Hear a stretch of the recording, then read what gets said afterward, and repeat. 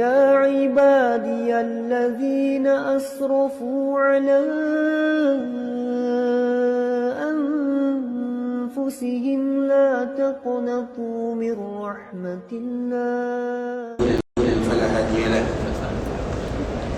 أشهد أن لا إله إلا الله وحده لا شريك له، وأشهد أن محمدا عبده ورسوله لا نبي بعد. أما بعد، يا أيها الذين آمنوا اتقوا الله حق تقاته ولا تموتن إلا وأنتم مسلمون. يا أيها الناس اتقوا ربكم الذي خلقكم من نفس واحدة وخلق منها زوجها وبث منهما رجالا كثيرا ونساء، واتقوا الله الذي تساءلون به والأرحام إن الله كان عليكم رقيبا. يا أيها الذين آمنوا اتقوا الله وقولوا قولا سديدا يصلح لكم أعمالكم ويغفر لكم ذنوبكم، ومن يطع الله ورسوله فقد فاز فوزا عظيما. أما بعد، فإن أصدق الحديث كتاب الله، وخير الهدي هدي محمد صلى الله عليه وسلم، وشر الأمور محدثاتها، فإن كل محدثة بدعة وكل بدعة ضلالة. Ikhwatul Islam, saudara kaum muslimin, para tetamu Allah rahimani wa rahimakumullah. Alhamdulillah, Allah subhanahu wa ta'ala kembali memberikan kesempatan kepada kita bersama untuk bisa duduk berkumpul di dalam Masjid Rasulullah sallallahu alaihi wasallam di kota Madinah. Tentunya ini merupakan di antara nikmat yang luar biasa Allah subhanahu wa ta'ala hadiahkan dan lebihkan kita dibandingkan dengan saudara-saudara kita yang lainnya. Tentunya harapannya tidak lain tidak bukan agar kita senantiasa menjadi hamba yang bersyukur kepada Allah subhanahu wa ta'ala. Dan bersyukur kepada Allah subhanahu wa ta'ala di antara salah satu caranya adalah dengan memperbanyak ibadah kepada Allah azza wa jalla. Sebagaimana hadis ibunda kita Aisyah radhiyallahu ta'ala anha yang bercerita tentang Nabi sallallahu alaihi wasallam, di mana Aisyah melihat Nabi sampai bengkak kakinya melaksanakan solat malam. Seolah-olah ibunda kita Aisyah bertanya kepada Nabi, "Ya Rasulullah, bukankah engkau telah diampunkan dosanya? Bukankah engkau telah dijamin surga?" Aisyah menyebutkan semua keutamaan dan kelebihan Nabi sallallahu alaihi wasallam yang diberikan oleh Allah kepada dirinya. Kemudian apa jawaban Nabi sallallahu alaihi wasallam? "Ya Aisyah, afala ahab." Wahai Aisyah, tidakkah aku suka menjadi hamba yang bersyukur? Artinya Nabi yang sudah diampunkan dosanya oleh Allah subhanahu wa ta'ala, yang diberikan maqamam mahmudah, yang dijamin surga untuk dirinya, namun Nabi tidak pernah berhenti beribadah kepada Allah. Bahkan Nabi melaksanakan ibadah, terutama ibadah salat, sampai bengkak kaki Rasulullah sallallahu alaihi wasallam.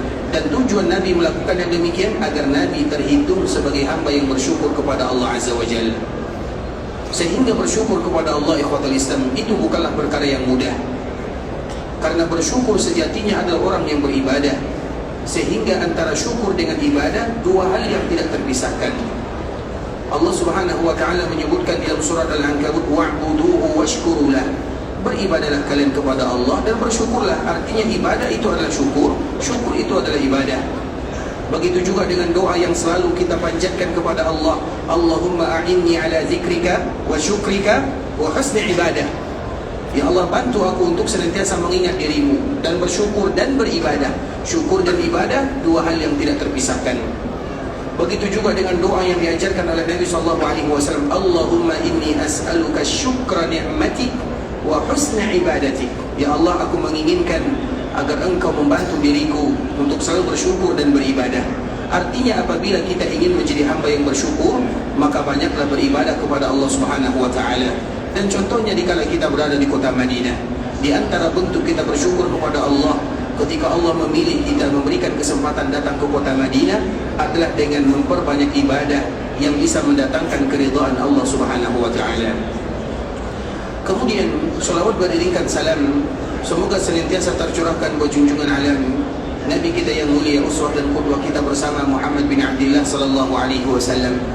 Rasulullah sallallahu alaihi wasallam adalah seorang Nabi yang mulia, dan di antara kewajiban kita sebagai umat Nabi adalah memuliakan Nabi sallallahu alaihi wasallam. Dan di antara bentuk kita memuliakan Nabi adalah mencintai Nabi sallallahu alaihi wasallam. Dan di antara bentuk kita mencintai Nabi adalah mengenal Nabi sallallahu alaihi wasallam. Sehingga dengan istilah yang kita kenal, Tidak kenal maka tidak sayang, tidak sayang maka tidak cinta. Bagaimana kita akan cinta kepada Nabi kalau kita tidak mengenal Nabi sallallahu alaihi wasallam?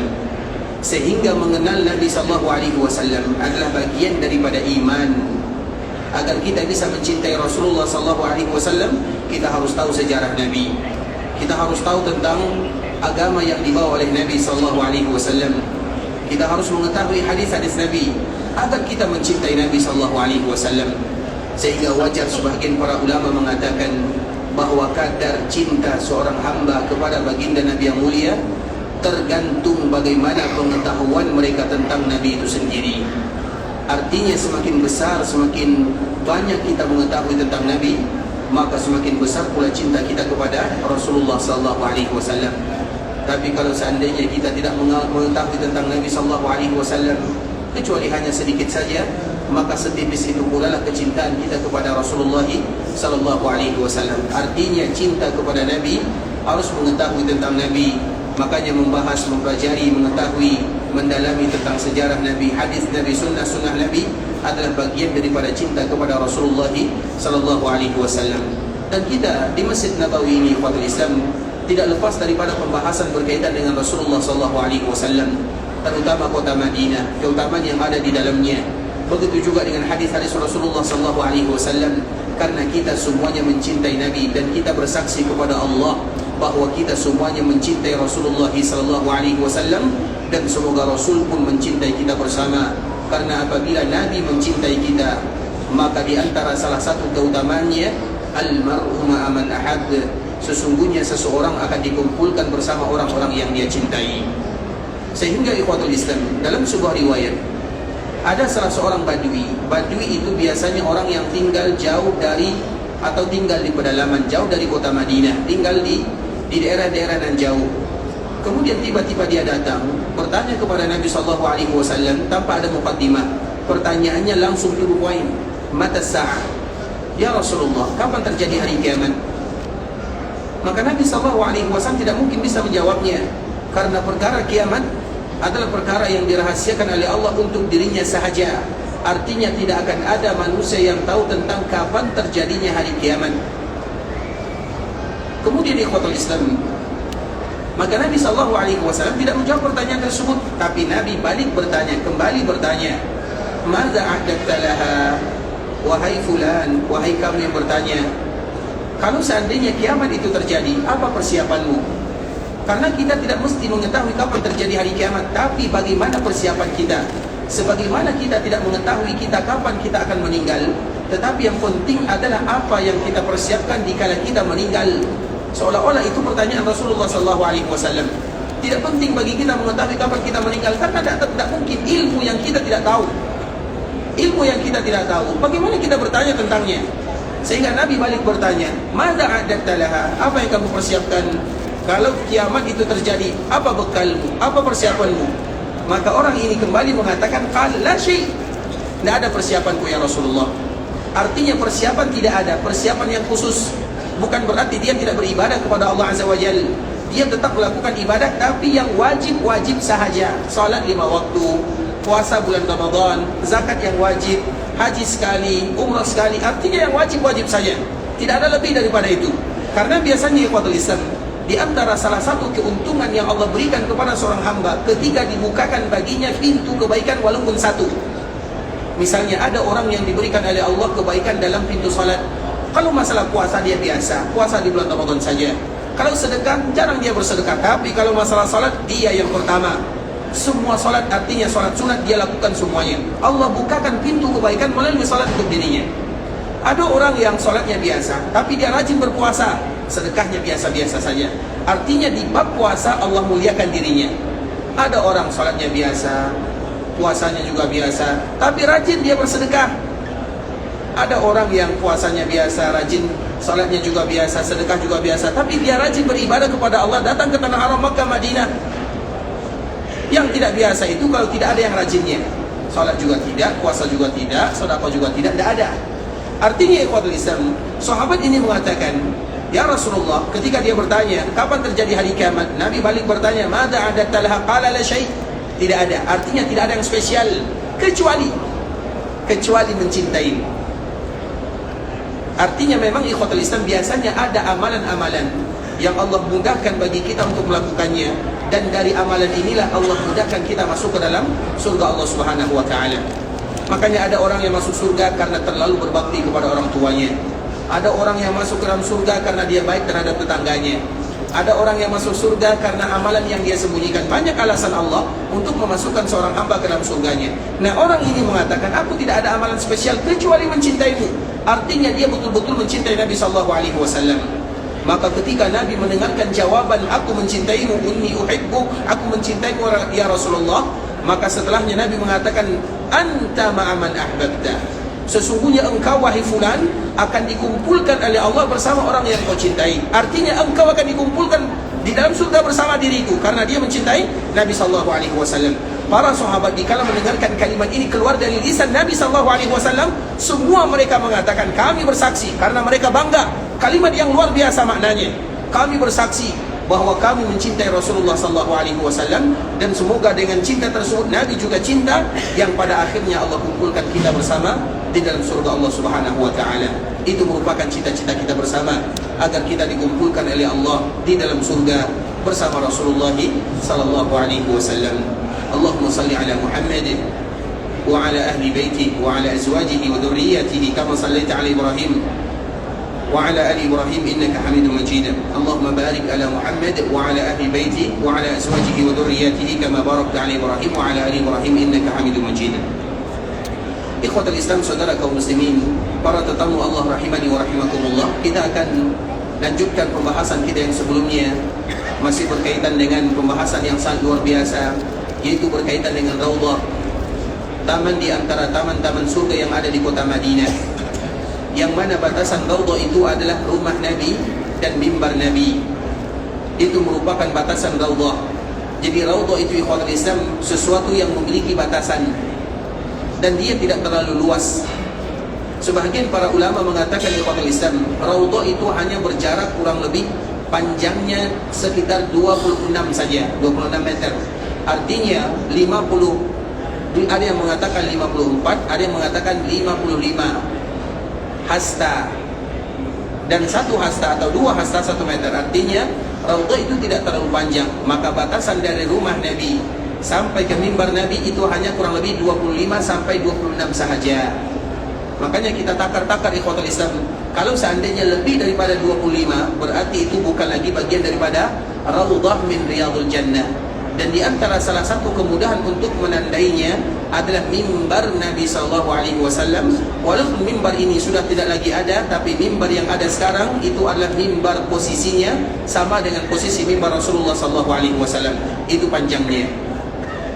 Sedangkan lebarnya ikhwatul Islam ke bawah, sebagian para ulama mengatakan, salah satunya adalah Imam As-Sabuni, kurang lebih Raudhah itu tidak lebih daripada 15 meter saja. Artinya 30 hasta. Itu lebarnya. Berarti Raudhah itu tidak lebih daripada 26 kali 15 sahaja. Apabila lebih daripada itu, maka ketahuilah kita tidak sedang berada di Raudhah, tapi kita sedang berada di dalam Masjid Rasulullah sallallahu alaihi wasallam. Karena Raudhah adalah bagian daripada Masjid Nabawi, dan bukan semua Masjid Nabawi adalah bagian daripada Raudhah.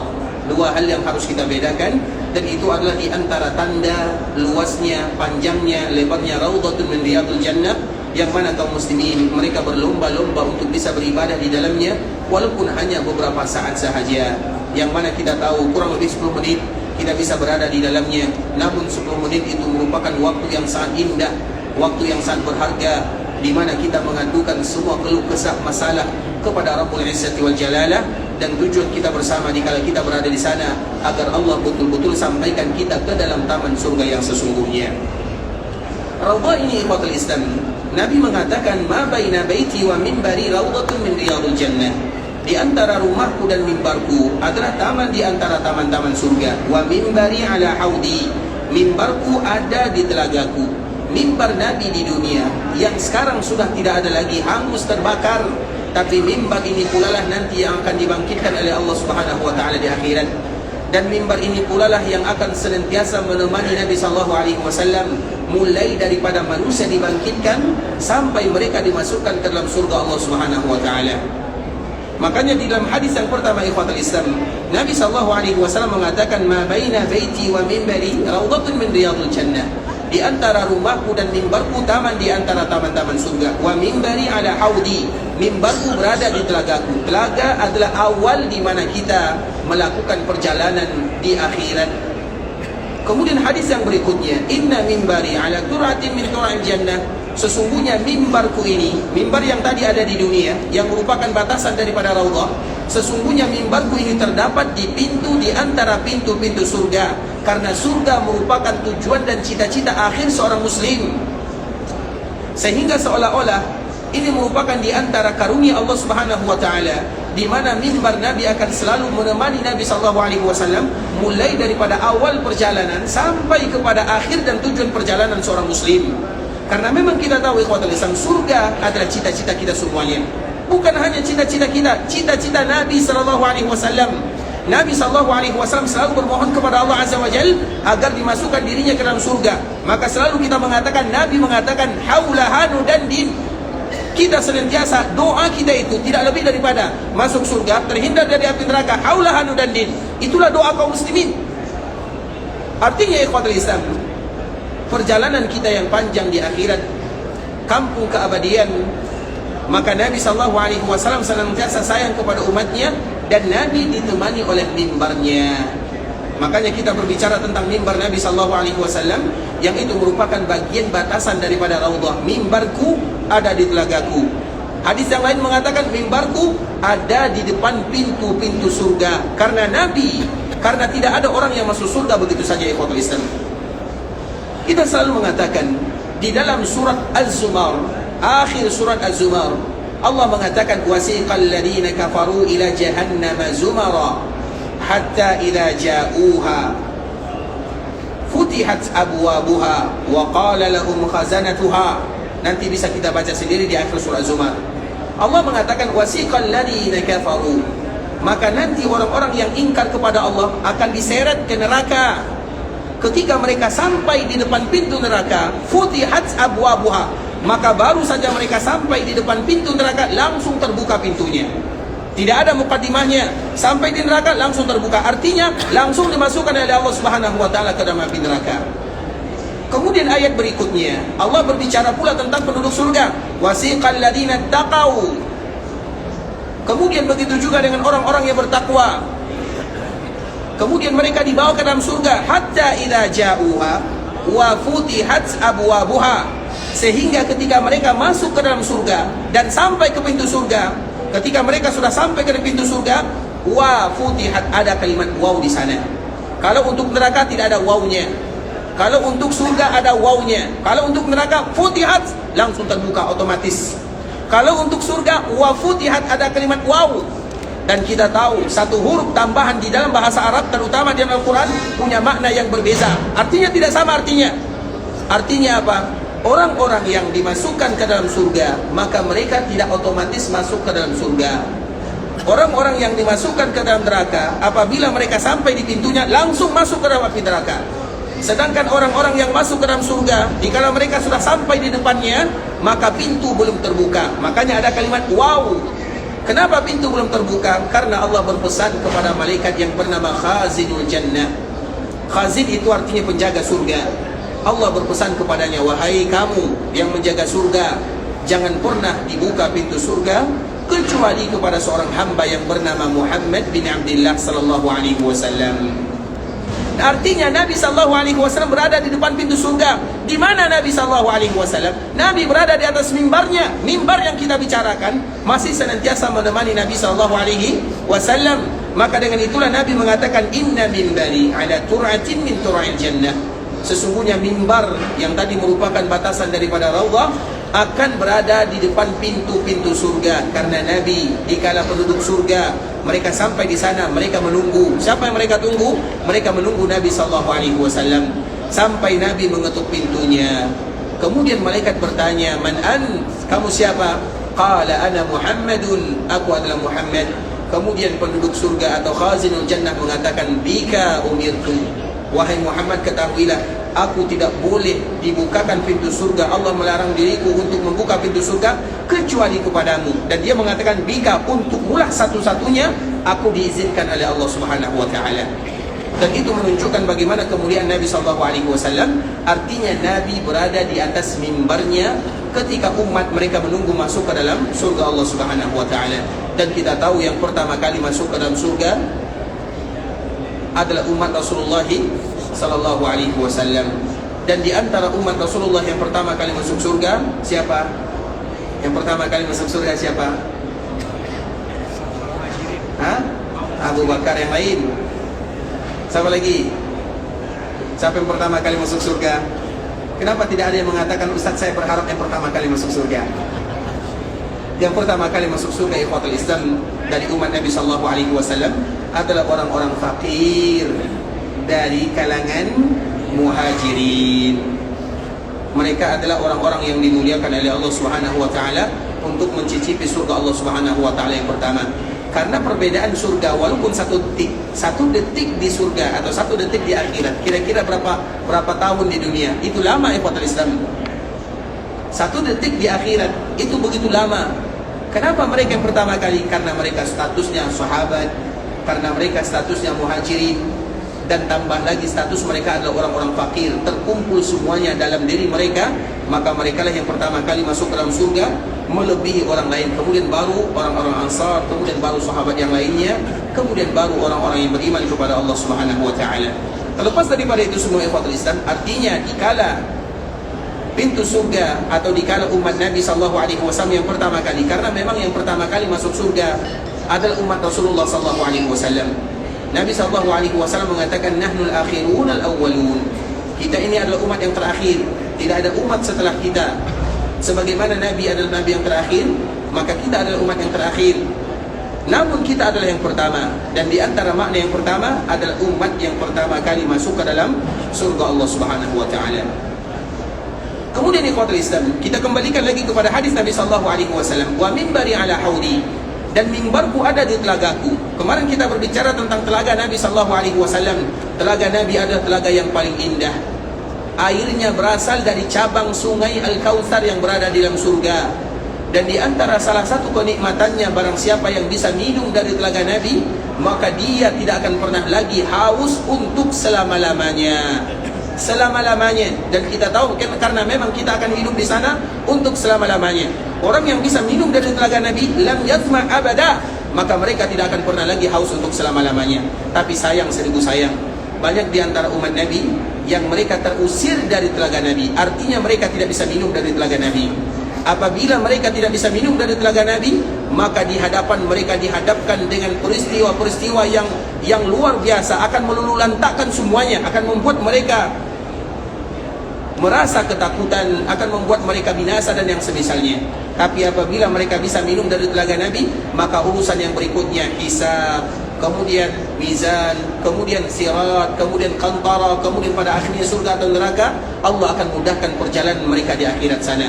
Tapi bagi mereka yang terusir, maka mereka akan merasakan kepayahan dan kesulitan, bahkan perjalanan mereka semakin panjang rasanya karena mereka menghadapinya dalam keadaan kehausan.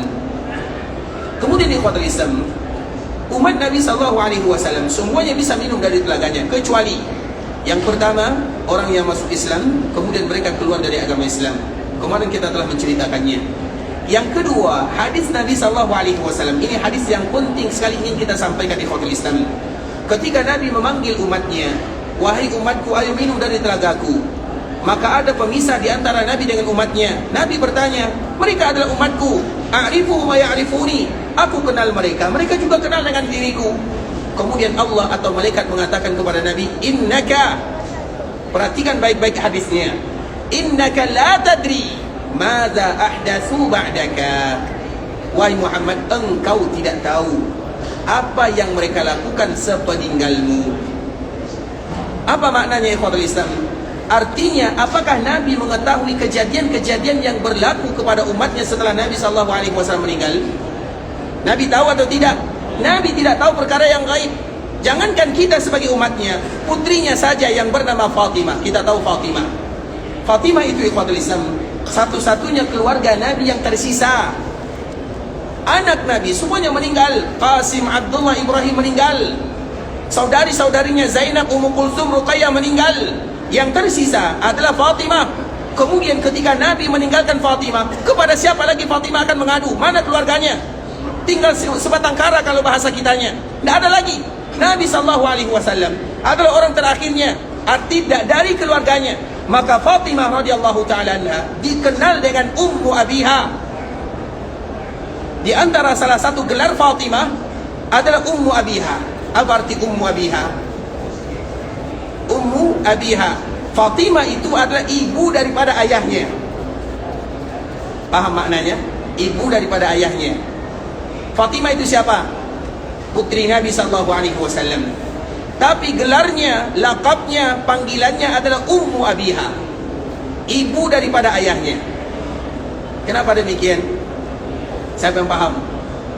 Ummu Abiha.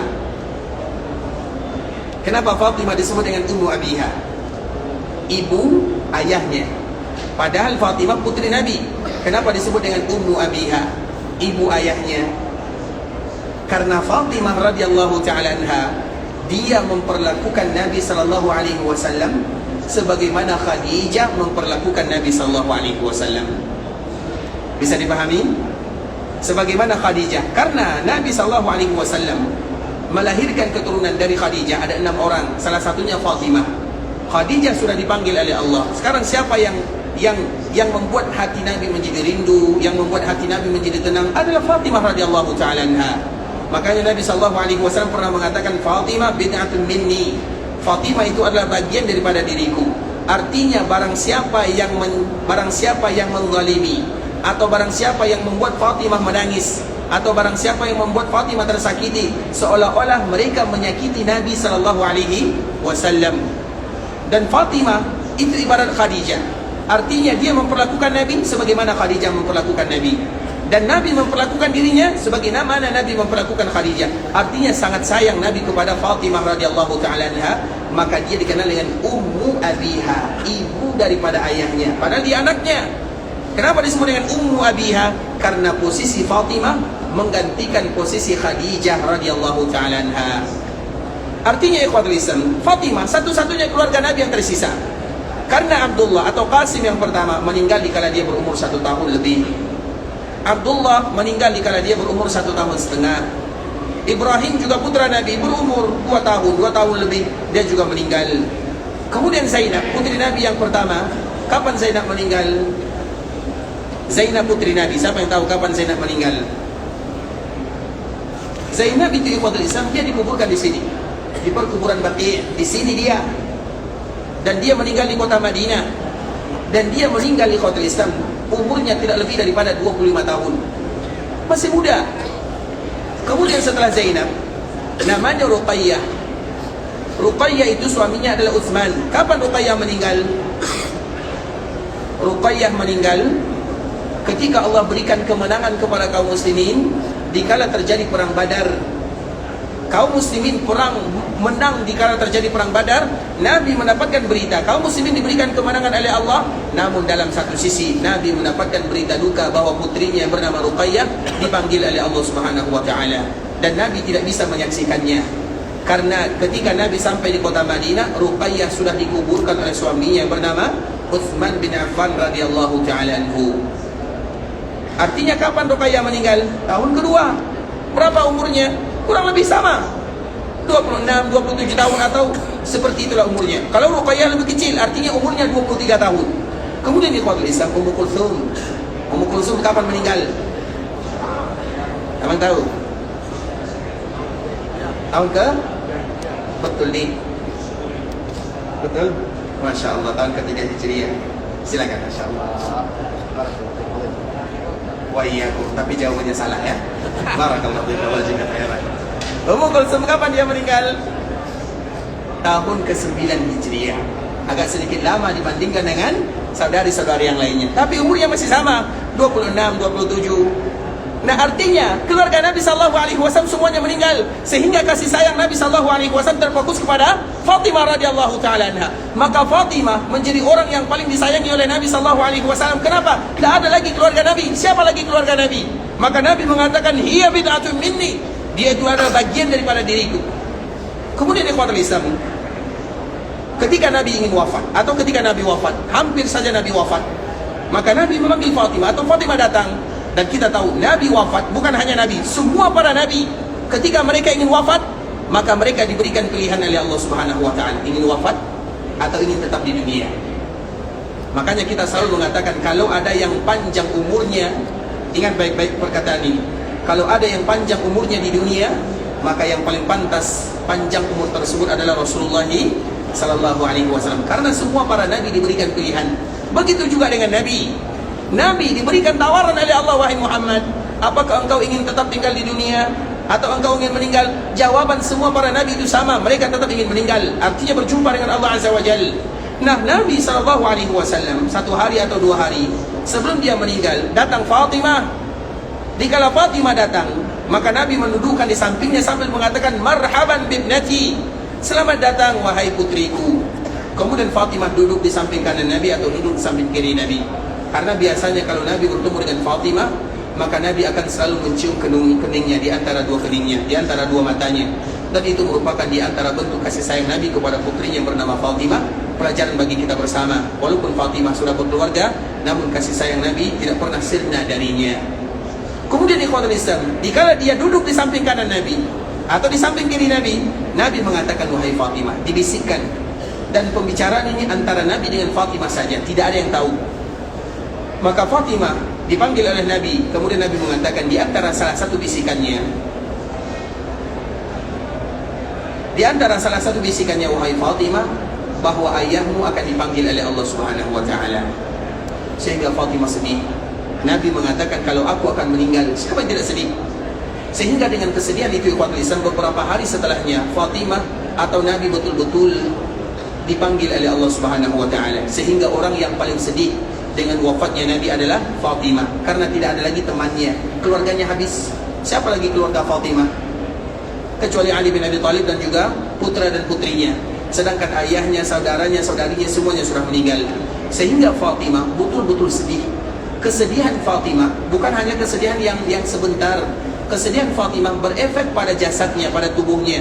Sehingga pada akhirnya dia tidak makan, tidak minum, sakit-sakitan 6 bulan lamanya. 6 bulan lamanya Fatimah berbaring di rumahnya, dikawani oleh Ali bin Abi Thalib suaminya. Kemudian setelah 6 bulan apa yang terjadi? Fatimah pun dipanggil oleh Allah Subhanahu wa ta'ala. Apa maknanya ikhwatul Islam? Kalau seandainya Nabi mengetahui keadaan kita, maka Nabilah yang pertama kali berjumpa dengan Fatimah radhiyallahu ta'ala anha, orang yang paling dia sayangi. Tapi tidak pernah ada satupun riwayat yang mengatakan Nabi keluar dari perkuburannya, kemudian berjumpa dengan Fatimah, kemudian mengatakan, wahai Fatimah, aku ayahmu. Kalau seandainya demikian keadaan Nabi, maka Fatimah tidak akan bersedih. Tapi Fatimah bersedih. Coba bayangkan 6 bulan lamanya Nabi tidak pernah berjumpa dengan Fatimah. Kenapa? Karena memang Nabi sudah dipanggil oleh Allah Subhanahu wa ta'ala.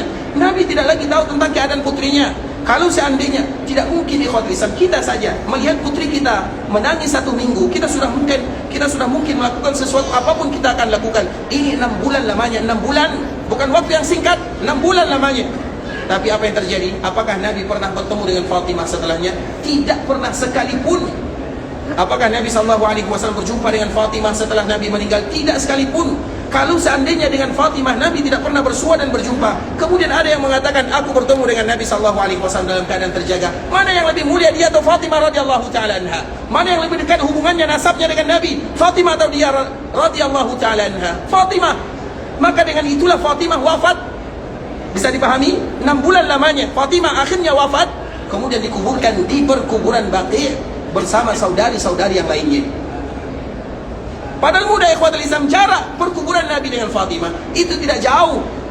Jarak perkuburan Nabi dengan Fatimah mungkin hanya beberapa meter saja. Karena memang rumah Fatimah itu sama dengan rumah keluarga Nabi yang lainnya, berada di samping kiri Masjid Nabawi.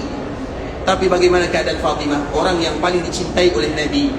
Dan Fatimah orang yang paling mencintai Nabi. tapi Nabi tidak tahu keadaannya setelah Nabi dipanggil oleh Allah Subhanahu wa taala. Sehingga tidak mungkin Nabi tahu lagi perkara tentang yang berlaku kepada umatnya setelah Nabi dipanggil oleh Allah Subhanahu wa taala. Makanya di dalam hadis ini disebutkan innaka itu diawali dengan kalimat takkid. Sesungguhnya engkau sungguh. Anna itu adalah kalimat takkid. Sesungguhnya engkau la tadri, engkau tidak tahu maza ahdatsu ba'dak, apa yang terjadi kepada umatmu sepeninggalmu. Ba'daka artinya sepeninggalmu. Apa artinya ikhwatul Islam? Nabi SAW memanggil umatnya untuk minum dari telaganya. Karena Nabi berbaik sangka artinya umatnya sama dengan umat yang lain. Ternyata tidak. Banyak umat Nabi SAW yang mereka sudah merubah agama Nabi SAW. Makanya Allah mengatakan kepada Nabi, wahai Muhammad, di antara salah satu alasannya kenapa mereka tidak bisa minum dari telagamu, innaka la tadri madza ahdatsu ba'dak, engkau tidak tahu apa yang terjadi sepeninggalmu. Engkau tidak tahu. Dan kita harus tahu ikhwatul Islam, untuk Nabi SAW, Nabi adalah manusia biasa. Walaupun manusia biasa, Nabi ada perbezaannya dengan kita. Tapi perbezaan itu adalah perbezaan yang dimuliakan oleh Allah Subhanahu wa taala. Sedangkan masalah-masalah perkara yang gaib, apakah Nabi tahu perkara yang gaib? Nabi tahu atau tidak perkara yang gaib? Tahu. Nabi tahu perkara yang gaib yang diberitahukan oleh Allah kepada dirinya. Bisa dipahami? Makanya Nabi bercerita tentang kejadian akhir zaman sampai kiamat terjadi. Bukankah kiamat itu perkara yang gaib? Nabi tahu atau tidak? Nabi tahu, tapi siapa memberitahukan? Allah Subhanahu wa taala. Namun itu kapan? Ketika Nabi masih hidup. Ketika Nabi sudah meninggal. Nabi meninggal atau tidak? Meninggal. Nabi meninggal atau tidak? Meninggal. Ini susah menjawab ya. Apa alasannya? Siapa yang bisa mengungkapkan alasannya? Nabi mengatakan al-anbiya'u ahya, sesungguhnya para nabi itu hidup. Kita mengatakan Nabi meninggal. Mana yang lebih betul? Nabi atau kita? Meninggal. Nabi meninggal atau tidak? Siapa yang bisa menyebutkan apa alasannya Nabi meninggal? Silakan. Innaka. Terus apa lagi? Sesungguhnya engkau meninggal, mayit, dan mereka pun akan meninggal. Apa wujud istidlalnya? Ini Ustaz yang menjawab ya. Barakallahu fiik Ustaz. Allah juga heran. Nabi SAW ikhwatul Islam, secara kehidupan dunia Nabi meninggal, tapi secara kehidupan alam barzakh Nabi hidup. Bisa dipahami? Secara kehidupan dunia, karena hidup kita itu banyak. Hidup dunia, hidup kita itu banyak. Hidup di alam rahim, hidup di dunia, hidup di alam barzakh, hidup di akhirat. Itu ada 4 hidupnya. Antara satu kehidupan dengan kehidupan yang berikutnya kita tidak tahu. Siapa di antara kita yang tahu bagaimana dia hidup di rahim ibunya? Tidak ada. Padahal itu baru di alam dunia. Begitu juga antara rahim dengan dunia berbeza. Begitu juga antara dunia dengan barzakh berbeza. Begitu juga antara barzakh dengan akhirat berbeza. Artinya 4 kehidupan kita yang akan kita lalui tidak sama antara satu dengan yang lainnya. Dan salah satu perbezaannya adalah antara alam barzakh dengan alam dunia. Secara alam dunia, Nabi sudah meninggal. Apa dalilnya? Banyak sekali ikhwatul Islam. Dalilnya cukuplah bagi para sahabat, mereka menguburkan Nabi. Apakah Nabi dikuburkan atau tidak? Nabi dikuburkan di mana Nabi dikuburkan? Di kamar Aisyah radhiyallahu taala anha. Siapa yang menguburkan Nabi? Ali. Yang menguburkan Nabi siapa? Ali. Siapa lagi? Mus'ab bin Umair. Siapa lagi? Siapa lagi? Siapa? Husain, Abbas. Alhamdulillah semua jawabannya salah. Baik. Siapa lagi? Siapa yang menguburkan Nabi SAW? Yang menguburkan Nabi yang pertama betul ya Ali, kemudian Usama, kemudian Fadl, kemudian Qusam. Itulah yang menguburkan Nabi SAW. Kalau Nabi tidak meninggal, kenapa mereka menguburkan Nabi SAW?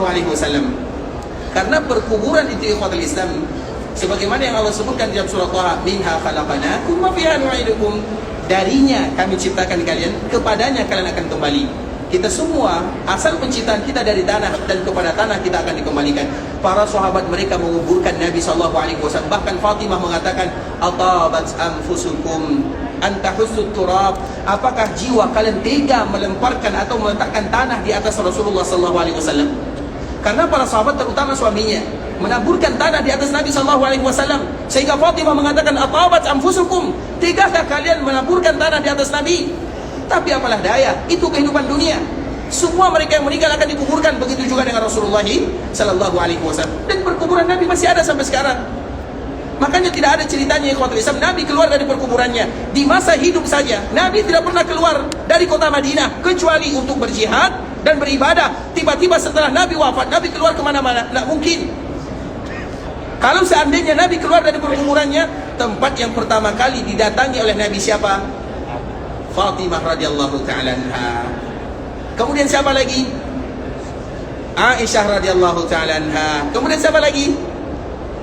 Hafsah radhiyallahu ta'ala anha. Kemudian siapa lagi? Banyak.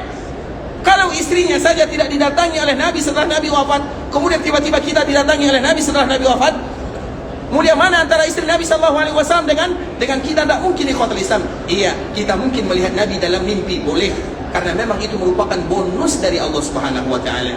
Tapi kalau Nabi harus keluar di perkuburannya, kemudian datang ke sana, datang ke sini, datang ke sana, itu sesuatu perkara yang mengada-ngada di dalam agama ikhwatul Islam. Siapapun, kalau seandainya yang pertama kali didatangi oleh Nabi, kalau Nabi keluar, adalah keluarganya, adalah cucunya. Tahukah kita siapa cucu Nabi yang terbunuh? Siapa cucu Nabi yang terbunuh? Husain. Bagaimana terbunuhnya? Mulia atau terhina? Terbunuhnya. Dalam keadaan terbunuhnya, Allahu Akbar. Kalau kita membacakan bagaimana cucu Nabi yang bernama Husain terbunuh ikhwatul Islam, kita sakit hati dengannya. Adakah orang yang tega membunuh cucu Nabi sallallahu alaihi wasallam? Kalau Nabi bisa keluar dari perkuburannya, kenapa Nabi tidak pergi ke sana? Iya atau tidak? Itu cucunya Hasan. Hasan itu ikhwatul Islam, Hasan dan Husain itu dicium oleh Nabi sallallahu alaihi wasallam mulutnya. Makanya ketika ada orang yang membunuh Husain, maka mereka dengan pedangnya meletakkan pedangnya di sini. Kemudian ada sahabat di sana, "Letakkan pedangmu dari sana, karena aku pernah melihat Nabi mencium tempat yang kamu letakkan pedangnya."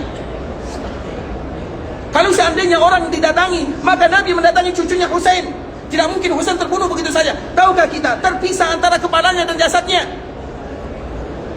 Kemudian tiba-tiba kita mengatakan Nabi SAW datang, Husain terpisah jasadnya dengan kepalanya. Makanya Husain di mana dikuburkan? Siapa yang tahu di mana Husain dikuburkan? Di mana? Di Iran. Di Iran yang lain. Betul nih. Nanti kalau kita bilang di Iran, marah orang Mesir. Baik, yang lain di mana? Irak. Di mana? Irak. Kalau kita bilang Irak, nanti marah orang Syam. Di mana? Cari sendiri. Artinya ikhwatul Islam, itu cucu Nabi yang digendong oleh Nabi, yang dicium oleh Nabi. Nabi berkhutbah. Jadi pas Nabi berkhutbah ikhwatul Islam, Nabi SAW melihat Hasan dan Husain itu bukan kembar ya. Artinya mereka ada jarak umurnya 1 tahun, bukan kembar. Karena anak cucu Nabi Hasan, Husain, Muhsin, Ummu Kulsum, Zainab ada 5. Tambah lagi Umamah, itu ada 6 cucu Nabi. Jadi cucu Nabi itu ada 6. Tapi biasa yang terkenal adalah Hasan dan Husain. Nah, Hasan dan Husain ini pada Islam dia bukan kembar, tapi mereka jaraknya hanya 1 tahun saja. Kemudian dikala Hasan dan Husain ini keluar, Nabi berkhutbah.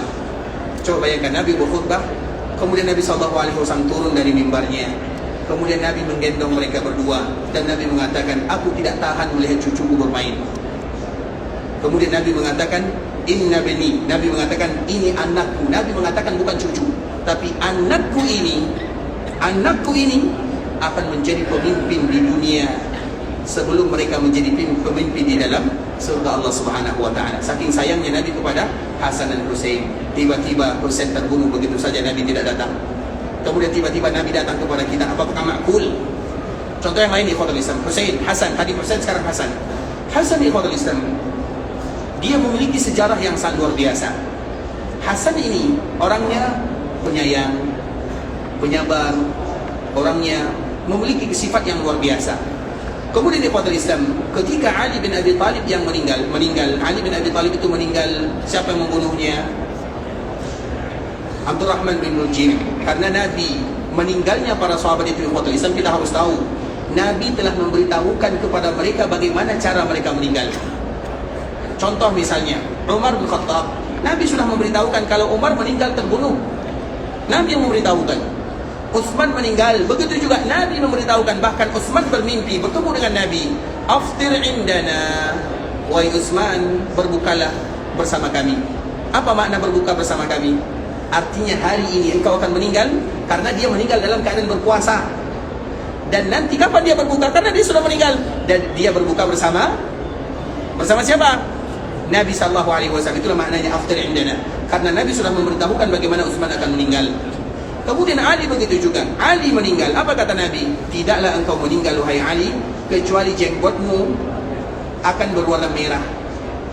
Karena kita tahu semua para sahabat memiliki jenggot yang begitu indah. Salah satunya Ali bin Abi Thalib. Tidaklah kamu meninggal kecuali jenggotmu akan merah. Apa artinya? Merah. Artinya akan sampai darah akan membuat jenggot Ali merah. Dan betul ikhwatul Islam, setelah Nabi mengatakan kalimat ini, Ali bin Abi Thalib sudah siap karena Nabi yang menyebutkan. Kemudian dikala dia berada di Kufah sana, dikala dia membangunkan orang melaksanakan sholat subuh, ada yang membunuhnya. Ketika dibunuh di kepalanya, coba bayangkan. Kemudian di kepala menetes darah. Darah itu membuat jenggotnya merah. Dan Ali mengatakan, inilah yang dikatakan oleh Rasulullah sallallahu alaihi wasallam. Kemudian di kota Islam, setelah Ali meninggal, siapa memimpin kaum muslimin?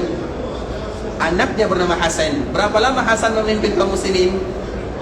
6 bulan lamanya. Ini cerita kita, pelajaran kita berbolak-balik ya, pergi kemana-mana ya. Tapi ini adalah pelajaran bagi kita bersama. Hasan memimpin kaum muslimin, maka Hasan disebut dengan Khulafaur Rasyidun. Khulafaur Rasyidun itu ada 5. Abu Bakar As-Siddiq, Umar bin Khattab, Utsman bin Affan, Ali bin Abi Thalib, Hasan bin Ali. Makanya di dalam doa kurang 1. Biasanya kita berdoa Abu Bakar, Umar, Utsman, Ali. Tinggal Hasannya. Karena Hasan juga terhitung sebagai Khalifah Ar-Rasyidun. Karena Khalifah itu 30 tahun. Dan Hasanlah yang melengkapkan walaupun hanya 6 bulan. Kemudian di Qadr Islam, Hasan pada akhirnya menyerahkan kepemimpinan kepada Muawiyah daripada berpecah kaum muslimin. Karena kaum muslimin bermusuh perang saudara. Pada akhirnya diserahkan kepemimpinan kepada Muawiyah, maka tahun itu disebut dengan Amul Jamaah atau tahun di mana kaum muslimin bersatu. Nah, orang-orang Kufah mereka tidak mau Hasan menyerahkan kepemimpinannya. Karena ketika Hasan menyerahkan kepemimpinannya, Hasan ingin pulang ke kota Madinah. Namun apa yang terjadi? Ketika Hasan ingin pulang ke kota Madinah, maka orang Kufah tidak membiarkannya, ditusuk pahanya. Dikala dia berada di atas onta, ditusuk pahanya. Itu anak cucu Nabi SAW diperlakukan dengan perlakuan yang tidak bagus. Kalau seandainya Nabi datang keluar dari perkuburannya, Nabi akan datang membela cucunya Hasan, Nabi akan datang membela cucunya Husain. Paham atau tidak? Mohon maaf ya kalau pelajaran hari ini agak sedikit berat bagi kita untuk mendengarkannya. Tapi itulah faktanya. Kalau seandainya Nabi bisa keluar dari perkuburannya, Nabi masih hidup dunia ya. Kalau hidup barzakh, semua kita sepakat Nabi hidup. Nabi itu kalau secara alam barzakh Nabi hidup. Tapi kehidupan barzakh, kehidupan yang berbeza dari kehidupan dunia. Tidak ada yang kita tahu. Kalau kita ingin tahu bagaimana kehidupan alam barzakh, maka mati dulu. Baru kita tahu. Karena ini alam barzakh berbeda. Sebagaimana kita tidak tahu kehidupan akhirat, begitu juga kita tidak tahu kehidupan barzakh. Sebagaimana kita tidak tahu kehidupan rahim, kita tidak tahu. Karena setiap kehidupan itu berbeza antara satu dengan yang lainnya. Sehingga bisa kita simpulkan Nabi secara kehidupan dunia sudah dipanggil oleh Allah Subhanahu wa taala dan dikuburkan oleh para sahabatnya. Tapi dalam kehidupan barzakh, Nabi hidup. Tak boleh bagi kita mengatakan Nabi meninggal. Nabi hidup. Siapa mengatakan Nabi hidup? Nabi itu sendiri. Al-anbiya'u ahya'u fi quburihim. Sesungguhnya para nabi mereka hidup di perkuburannya. Tapi bagaimana kehidupannya? Kehidupan mereka, kehidupan yang kita tidak tahu. Allah yang mengetahuinya. Artinya ikhwatul Islam, kita kembalikan kepada hadis Nabi SAW. Innaka la tadri madza ahdatsu ba'dak. Engkau wahai Muhammad tidak tahu apa yang terjadi sepeninggalmu. Sehingga dikala Nabi mendengarkan kata-kata ini, maka Nabi mengatakan suhqan, suhqan, suhqan. Kalau demikian pergilah kalian, enyahlah kalian, jangan kalian minum dari telagaku. Itulah orang yang diusir dari telaga Rasulullah SAW. Mereka yang merubah-rubah agama Rasulullah SAW. Nabi mengatakan A, dia mengatakan B. Nabi mengatakan C, dia mengatakan D. Dia merubah-rubah agama Nabi SAW. Makanya kemarin kita menyebutkan di antara bentuk merubah-rubah agama Allah Subhanahu Wa Taala atau agama Nabi disebut dengan kalimat ihdas. Ihdas itu adalah mereka-mereka yang melakukan ibadah tapi mereka tidak mencontoh baginda Nabi yang mulia Muhammad bin Abdullah sallallahu alaihi wasallam. Dan kita tidak tahu bagaimana Nabi beribadah kecuali kita belajar agama itu sendiri. Makanya ikhwatul Islam, kita harus ingat orang yang beribadah dan orang yang tidak beribadah sama-sama punya tanggung jawab yang luar biasa. Sehingga kita tidak boleh mengatakan, Ustaz, kenapa kita harus membahas orang yang beribadah? Jangan. Kita contohkan misalnya di zaman Nabi, ada para sahabat atau ada salah seorang sahabat, dia ingin berjumpa dengan Nabi. Nabi pada waktu itu berada di dalam Masjid Nabawi. Kemudian dikala berada di dalam Masjid Nabawi, dia masuk dan dia melakukan salat. Karena kita tahu ikhwatul Islam, seperti kita, kalau seandainya kita berjanji dengan kawan kita, saudara kita, ingin berjumpa di Masjid Nabawi, maka yang pertama kali kita lakukan dikala kita memasukinya adalah salat, baru nanti kita berjumpa. Karena hak Allah harus kita utamakan daripada hak manusia. Kemudian ikhwatul Islam, dia salat. Nabi melihat dia salat. Kemudian setelah dia salat, dia kembali kepada Nabi dan dia mengucapkan salam. Kemudian apa kata Nabi setelah menjawab salam? Irji' fasalli fa innaka lam tusalli. Berdiri lagi, ulang salatmu, karena tadi kamu belum salat. Padahal dia salat di depan Nabi, tapi Nabi mengatakan kamu tidak salat. Apa maknanya? Salatmu tidak diterima. Kemudian dia salat lagi. Kemudian dia kembali lagi kepada Nabi. Nabi masih mengatakan perkataan yang sama. Irji' fasalli fa innaka lam tusalli. Ulang lagi salatmu, karena kamu tidak salat. Padahal sudah 2 kali dia salat di depan Nabi sallallahu alaihi wasallam. Kemudian yang ketiga begitu juga, dan dia tetap dikatakan oleh Nabi, irji' fasalli fa innaka lam tusalli. Ketika yang keempat, maka dia mengatakan, ya Rasulullah, la uhsin ghaira hadha. Aku tidak lagi bisa salat kecuali seperti ini. Baru Nabi mengajarkan. Apa maknanya ikhwatul Islam? Artinya orang yang salat harus kita bahas supaya salatnya diterima oleh Allah Azza wa Jalla. Orang yang tidak salat harus kita dakwakan supaya dia salat, dan salatnya supaya sama dengan salat Nabi. Kita tahu ibadah yang kita lakukan tidak mungkin sama dengan Nabi, tapi paling tidak kita ingin mencontoh Nabi sallallahu alaihi wasallam. Dari itulah keluar, sallu kama raaitumuni usalli. Salatlah kalian sebagaimana kalian melihat saya salat. Artinya kita ingin melakukan ibadah ini sebagaimana yang dilakukan oleh Nabi. Ustaz, apakah kita bisa langsung melihat apa yang dilakukan oleh Nabi? Mudah ikhwatul Islam. Perkara-perkara yang dibutuhkan di dalam agama, terutama rukun Islam, itu sangat mudah. Yang diperbedakan oleh para ulama itu adalah perkara-perkara yang rumit, perkara-perkara yang dalam. Sedangkan perkara-perkara dasar, perkara syahadat. Syahadat itu apa artinya? Mudah, semua kita paham. Asyhadu an la ilaha illallah, asyhadu anna Muhammadar Rasulullah. Salat bagaimana? Nabi mengatakan kalau kalian salat, niat. Kemudian takbir, tangan kalian sejajar dengan telinga. Kemudian letakkan di dada. Siapa yang tidak paham? Iya, di sana ada perbedaan, tapi perbedaan para ulama, kita selalu mengatakan para ulama mereka tidak berbeza kecuali mereka setelahnya sepakat dulu, baru mereka berbeza setelahnya.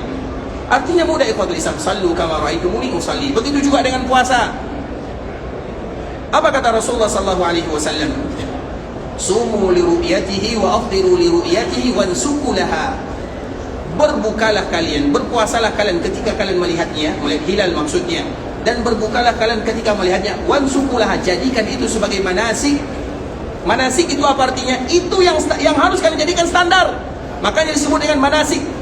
Jadi manasik itu bukan untuk umrah dan haji saja. Untuk puasa juga ada manasiknya. Begitu juga dikala Nabi melaksanakan ibadah haji. Apa kata Rasulullah SAW? Lidakhudhu manasikakum. Hendaklah kalian ambil manasik itu dariku. Di dalam riwayat yang lain, khudhu anni manasikakum. Hendaklah kalian mengambil manasik dari diriku. Artinya ikhwatul Islam, Nabi perintahkan kita untuk beribadah kepada Allah Azza wa Jalla, agar kita mencontoh Nabi. Walaupun kita sadar kalau kita tidak akan pernah bisa mencontoh Nabi 100%, paling tidak kita ingin berusaha mencontoh Rasulullah sallallahu alaihi wasallam. Makanya kemarin kita sebutkan contoh ikhwatul Islam antara Muawiyah dengan Abdullah bin Abbas ketika melaksanakan ibadah haji. Abdullah bin Abbas melaksanakan ibadah haji, Muawiyah melaksanakan ibadah haji. Namun ketika pertama kali tawaf, apa yang dilakukan oleh Muawiyah? Ini tentunya tanpa sengaja. Muawiyah memegang Hajar Aswad, kemudian dipegang rukun Yamani, kemudian dipegang rukun Iraqi, kemudian dipegang rukun Yamani, dipegang empat rukunnya. Yang dilakukan oleh Muawiyah ini boleh atau tidak? Yang dilakukan oleh Muawiyah boleh atau tidak? Apa jawabannya? Muawiyah dikala dia melaksanakan ibadah haji, pertama kali dia tawaf, dia pegang Hajar Aswad, dia pegang rukun berikutnya, dipegang lagi rukun berikutnya, terakhir dia pegang rukun Yamani. Boleh atau tidak? Apa jawabannya? Yang dua boleh, yang dua. Apa Zat? Boleh atau tidak? Jawabannya boleh. Kita tidur nih, atau tidak tahu jawabannya? Boleh atau tidak? Atau tidak tahu? Ikhwatul Islam, boleh dan tidak boleh. Boleh kalau kita hanya sekedar memegangnya.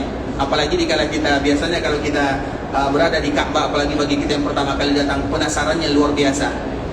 Kita ingin bagaimana bentuk Ka'bah, kita ingin memegang semuanya. Kalau seperti itu tidak menjadi masalah. Tapi apabila itu dijadikan bagian daripada ibadah tawaf, maka itu yang tidak boleh. Nah, Muawiyah memegang rukun Hajar Aswad, memegang rukun Yamani, memegang rukun Syami, rukun Iraqi dan rukun Yamani. Dilihat oleh Abdullah bin Abbas. Kemudian di ikhwatul Islam, ketika dilihat oleh Abdullah bin Abbas, maka Abdullah bin Abbas menegurnya, wahai Muawiyah, sesungguhnya tidak demikian yang dilakukan oleh Nabi, padahal selisihnya sedikit saja. Tidak demikian diajarkan oleh Nabi. Apa jawaban Muawiyah? Wahai Abdullah bin Abbas, apa salahnya? Sama dengan jawaban kita, apa salahnya? Apakah salah kita memegang Ka'bah? Itu jugalah jawaban daripada Muawiyah, apa salahnya? Apa jawaban Abdullah bin Abbas? Laqad kana lakum fi Rasulillahi uswatun hasanah. Sesungguhnya Nabi adalah suri tauladan. Kalau seandainya Nabi memerintahkan kita untuk memegang semua sisi Ka'bah, kita akan memegangnya. Kalau seandainya Nabi memerintahkan kita mencium Ka'bah, kita akan menciumnya. Tapi Nabi hanya memerintahkan mencium Hajar Aswad. Nabi hanya memerintahkan kita memegang rukun Yamani dan Hajar Aswad. Selebihnya Nabi tidak perintahkan. Apa yang Nabi perintahkan kita lakukan, yang tidak diperintahkan kita tinggalkan, selesai. Seolah-olah itulah jawaban daripada ayat ini. Ayat yang begitu luar biasa disampaikan oleh Abdullah bin Abbas, laqad kana lakum fi Rasulillahi uswah. Apa arti uswah? Uswah, iswah, ada riwayat yang lain. Uswah itu apa yang Nabi lakukan, kita berusaha melakukan yang dilakukan Nabi. Kemudian dikala Muawiyah mendengarkan ayat ini, dia pun mengatakan, sadaqta, engkau benar. Padahal menurut kita, apa salahnya memegang semua sisinya? Tidak ada salahnya. Tapi Nabi tidak melakukannya dikala bertawaf. Tapi kalau di dalam perkara yang lain, misalnya kita tidak tawaf, kita ingin mengetahui penasaran, itu lain ceritanya. Nah, begitulah di dalam agama ikhwatul Islam. Begitu juga dengan contoh-contoh yang lainnya. Misalnya di zaman Sa'id bin Musayyib, dan ini kita selalu contohkan ikhwatul Islam. Di zaman Sa'id bin Musayyib, ceritanya hampir sama. Ketika sholat sunat atau ketika melaksanakan sholat subuh, setelah selesai sholat subuh, Sa'id bin Musayyib ini adalah menantunya Abu Hurairah. Setelah melakukan sholat subuh ikhwatul Islam, maka Sa'id ini melihat orang melakukan sholat sunat. Sholat sunat setelah subuh boleh atau tidak? Sholat sunat setelah subuh boleh atau tidak? Boleh. Kalau qadha sunat fajar, bisa dipahami. Jadi apabila ada orang sholat setelah subuh, jangan langsung kita larang. Bisa jadi mereka sholat qadha sunat fajar karena terbiasa melakukan sholat sunat fajar, kemudian terlambat dia qadha, atau dia lupa sholat isyanya tadi malam. Bisa jadi. Kalau 2 rakaat. Tapi kalau sudah 7 rakaat atau 8 rakaat, itu sholat apa namanya? Kita tidaklah tahu lagi namanya. Nah, artinya ikhwatul Islam, setelah subuh itu hukum asal kita tidak boleh melakukan sholat sunat mutlak. Sedangkan sholat sunat yang ada alasannya silahkan, tidak menjadi masalah. Kemudian Sa'id bin Musayyib melihat ada orang sholat 2 rakaat, 2 rakaat lagi, 2 rakaat lagi, 2 rakaat lagi. Berarti dia bukan melakukan sholat sunat fajar, berarti dia sengaja melakukan sholat sunat. Apa jawaban atau apa kata Sa'id bin Musayyib? Kenapa kamu melakukan yang demikian? Nabi tidak mengajarkan. Kalau Nabi mengajarkan, kita lakukan. Apa jawaban orang ini? Sama dengan kita. Ayu'adzibunillahu bisalah. Apakah Allah akan menghukum diriku dengan aku melakukan salat? Apakah salah aku salat? Seolah-olah itu jawabannya. Apakah salah kita salat? Tidak salah. Tapi yang salah apa? Yang salah besok jawabannya. Ikhwatul Islam, saudara kaum muslimin, para tamu Allah rahimani wa rahimakumullah. Semoga Allah Subhanahu wa taala mudahkan bagi kita untuk bisa minum dari telaga Rasulullah sallallahu alaihi wasallam, telaga yang begitu indah, yang apabila kita bisa minum darinya, maka kita tidak akan pernah lagi merasakan kehausan untuk selama-lamanya. Dan kita membahas ini ikhwatul Islam agar kita tidak termasuk orang-orang yang diusir darinya. Bagi kita yang ada bagi kita yang ingin pergi ke Makkah Al-Mukarramah, kita berharap kepada Allah agar semua doanya dikabulkan oleh Allah Subhanahu wa taala, agar ibadahnya diterima oleh Allah Subhanahu wa taala, agar umrahnya menjadi umratan mabrurah wa sa'yan mashkura wa dhanban maghfura. Kalau ada di antara kita yang ingin pulang ke kampung halamannya, semoga Allah mudahkan perjalanannya, lancarkan urusannya, dan kembali bersama keluarganya dalam keadaan sehat walafiat. Dan semoga kita selalu menjadi hamba yang terpanggil untuk melaksanakan ibadah di Makkah dan Madinah. Kita tutup dengan doa kafaratul majlis. Subhanallah wa bihamdika asyhadu an la ilaha illa anta astaghfiruka wa atubu ilaik. Wa sallallahu wa sallim ala nabiyyina wa habibina wa khalilina wa sayyidina Muhammadin wa ala alihi wa sahbihi wa sallam tasliman katsira. Assalamualaikum warahmatullahi wabarakatuh.